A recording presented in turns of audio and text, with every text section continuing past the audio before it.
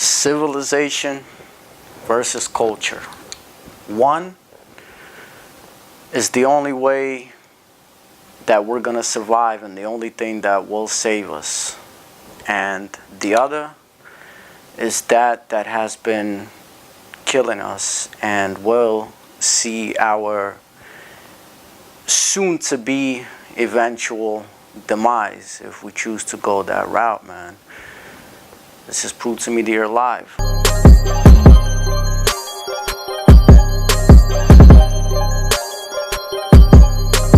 What up, YouTube? As always, the subscribers.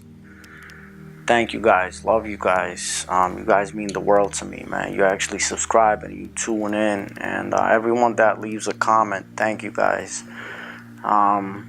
No symbolic shades today, courtesy of my soul twin Romashchika, man. Love you, peace to you. But basically, yeah, I wanted to look you guys in the eyes today, so no, big mic and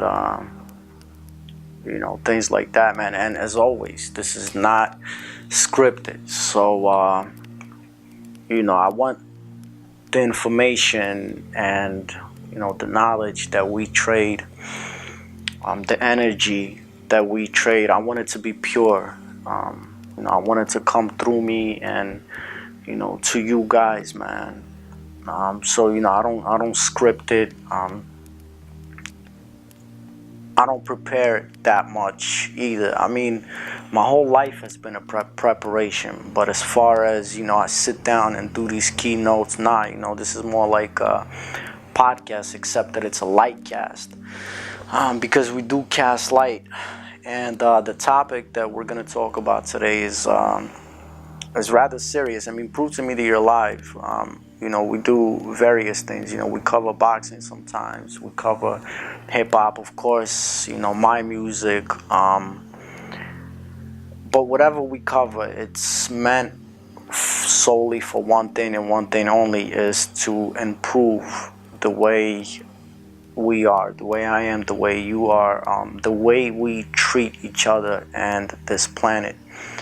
And on that note, it's very important we don't ever think about it.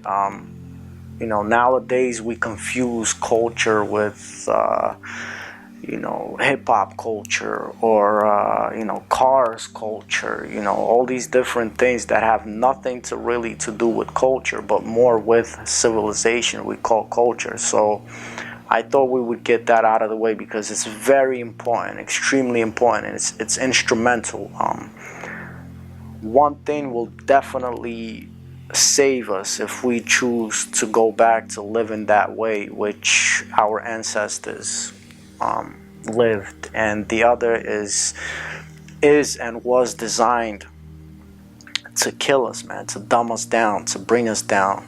And all these super nefarious things have come from civilization. So let's get into it. One thing that I really want to start out with, excuse the vape, a product of civilization.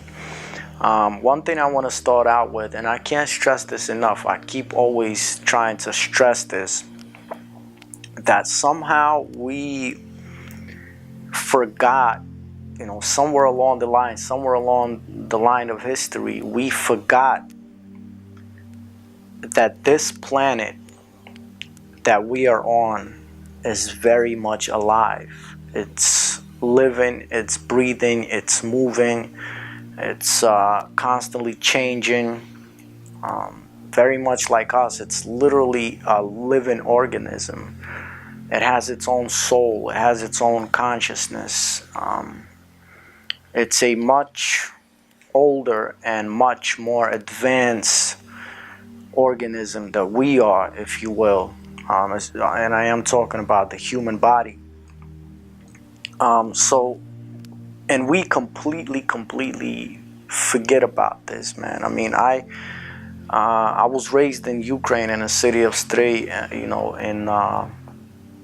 a post-Soviet era in the early 90s, and the way we, treated our city and we didn't care much, you know, as kids, and probably because we watched elders do this as well. You know, we would throw stuff everywhere, and you know, you get a piece of gum or whatever, you walking by, you take the wrapper, you know, you throw it on the ground, man. You don't care. The point that I'm trying to make is that every modern city, rather small, either small or huge, it's like that, man. You know, I grew up in New York, traveled to New York. It's a disgusting,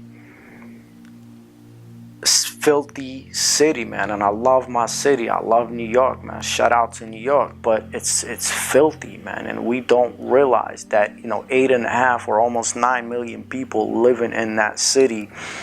You know, and we all keep polluting, man. That is literally the stuff that we are breathing. All that stuff is going into the atmosphere, and we forget.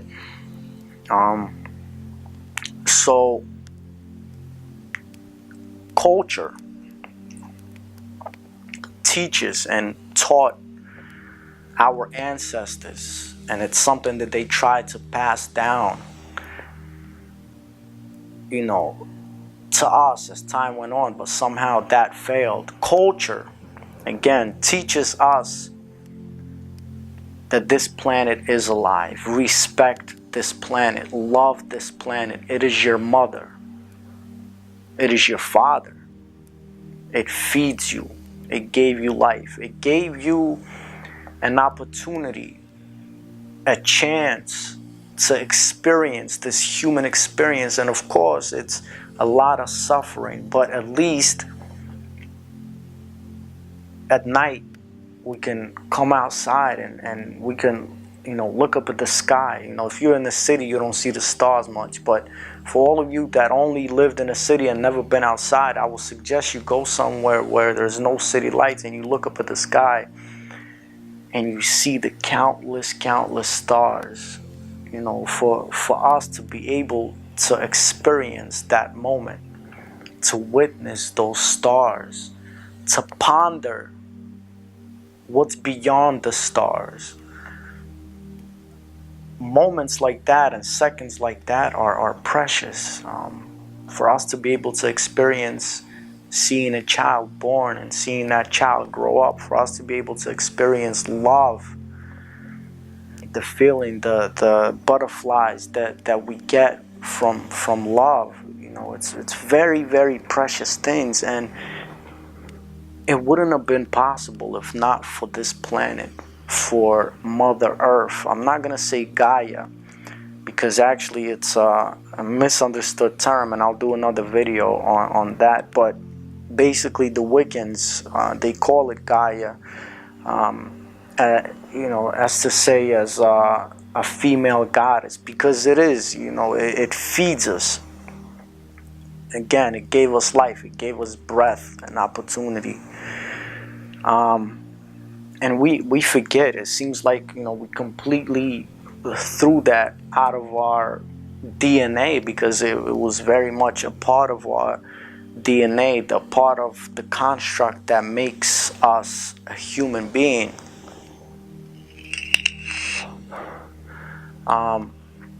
Culture will tell you that just like Mother Earth is very much alive, so is the sun. The sun is even a more advanced and a much older living organism with massive energy, creating and giving birth to planets and a solar system. Our sun is around, you know, whatever science says, 14.5 billion years. You know, try to comprehend that. But again, you know, that sun gave birth to planets, to give us our solar system, to give birth to Mother Earth. So it's very much alive, and culture will tell you, look, the sun is alive. Don't shade from it.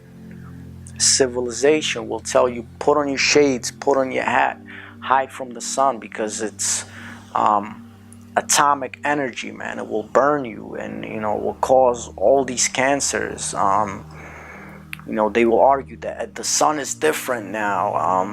The atmosphere is definitely different now. The sun is not different. If it was true that the sun caused all these problems, then wouldn't it be same? Wouldn't it be also true the same way for plants? I mean, photosynthesis keep happening. Take a couple seeds, throw them in a pot, put them outside in the sun, and boom, you have a plant.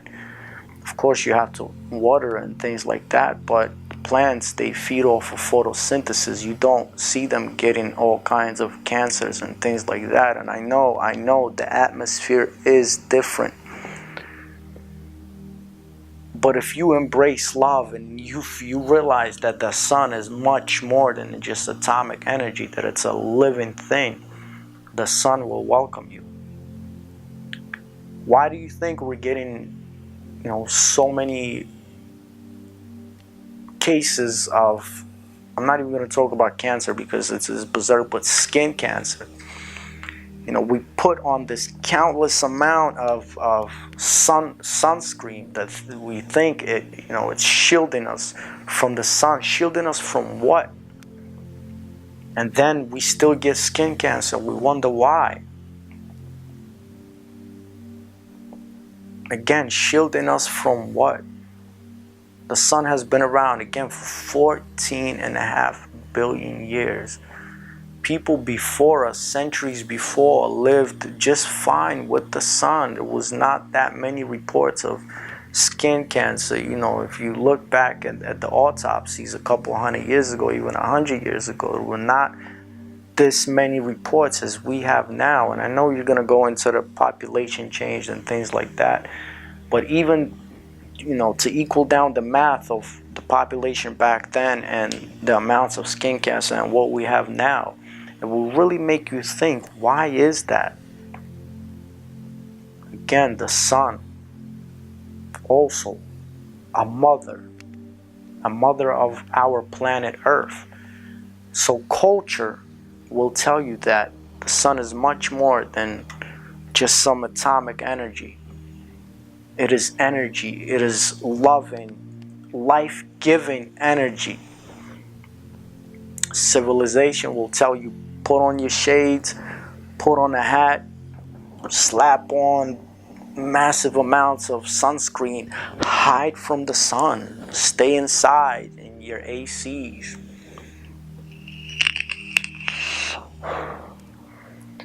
Again, it is very important. Culture and civilization. One gave life to us. One is killing us.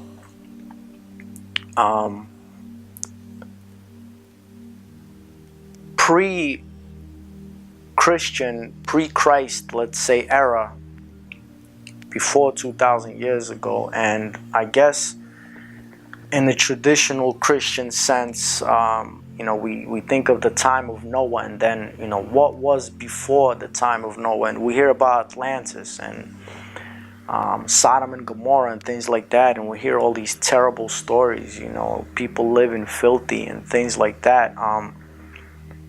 The way that modern day Bible and New Testament and things like that have told us what happened during the time of Noah is not exactly true.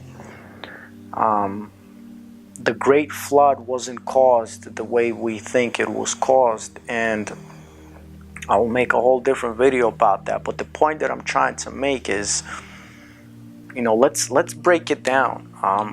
Have they lied to us to the way and how long cultures and civilizations have been around on this planet?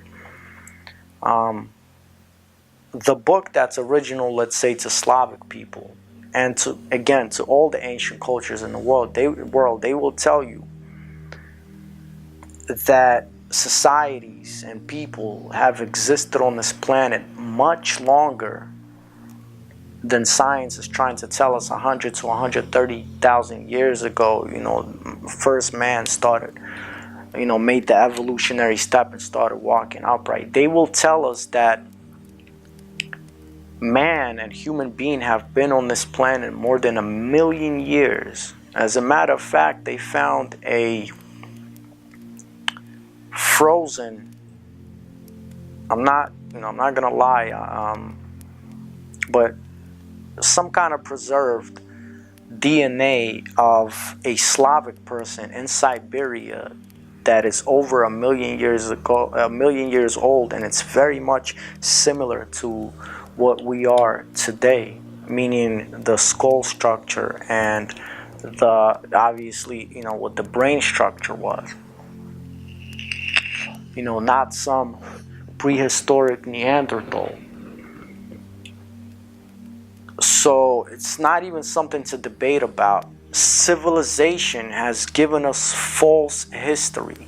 Civilization has wiped out our roots, which connects us to our ancestors, which connects us to our soul, who we truly are. They have given us a false story, and every time someone disproves theories like the theory of evolution and a lot of these Bible stories, they always have a way around it, or they shut it down. They don't want to talk about it. But on this channel and so many other people out there, we're talking about it, man. We're bringing you the truth. And again, today it's culture versus civilization. Let's look at, again, all the ancient people of the world, from the Australian Aborigines to the Hopi and other tribes of Indians in the Americas, to the Hindu Indians in India, to Slavic people, to African, the great continent of Africa.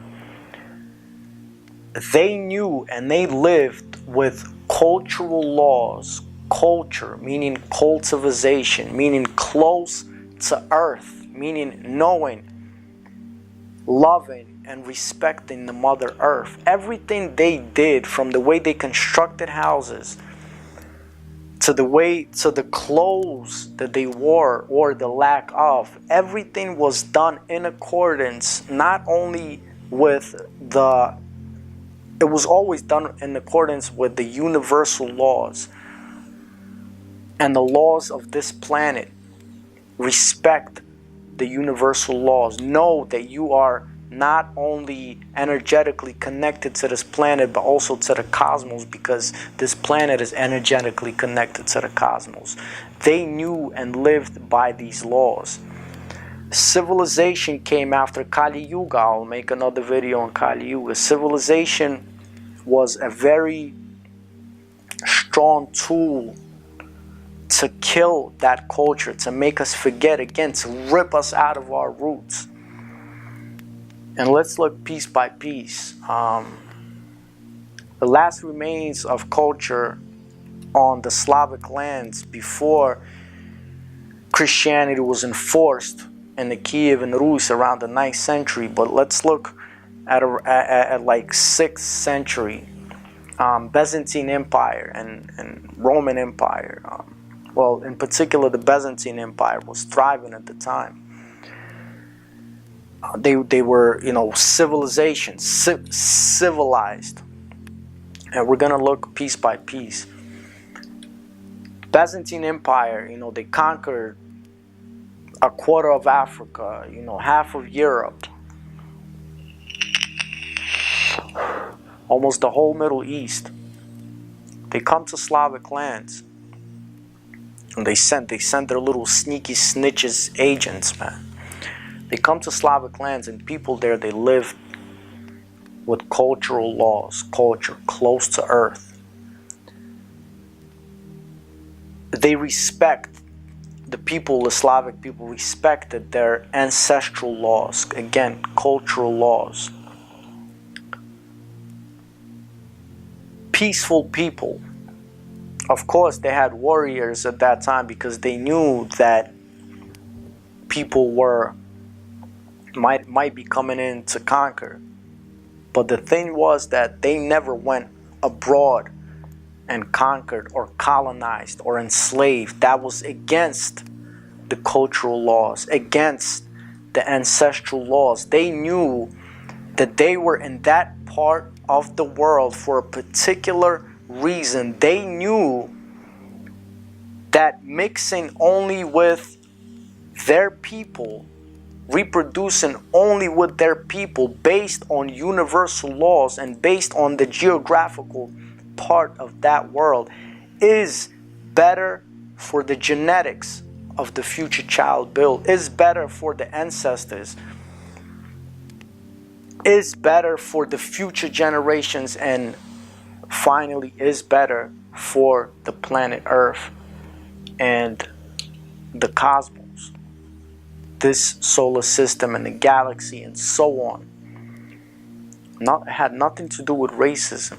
It had everything to do with love all of the people of the world. But remember that your people, and the reason you are born such a skin color with such, different colors of eyes, is because you have a duty to fulfill,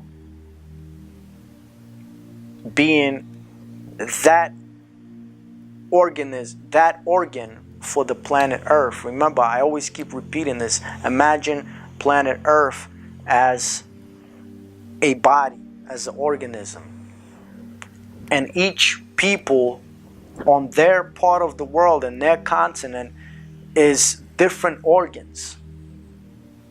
What if I took my heart and switched it with the liver, man? Would I still be able to function? Nah.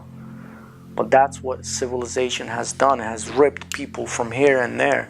It has nothing to do with racism. It actually might be more racist for you to think, of course, love is free, I'm all for love, and this is done because of love. That the reason I am born this way, the reason I am born on this part of the world is because our people are supposed to perform this function for the functionality of this grand organism.